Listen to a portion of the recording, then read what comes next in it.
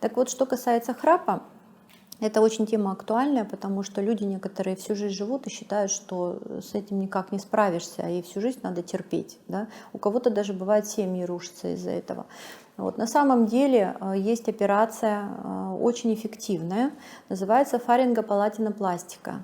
Это когда иссякается часть мягкого неба с язычком, передними дужками небными, и если есть необходимость, удаляются небные миндалины. То есть такая комплексная операция.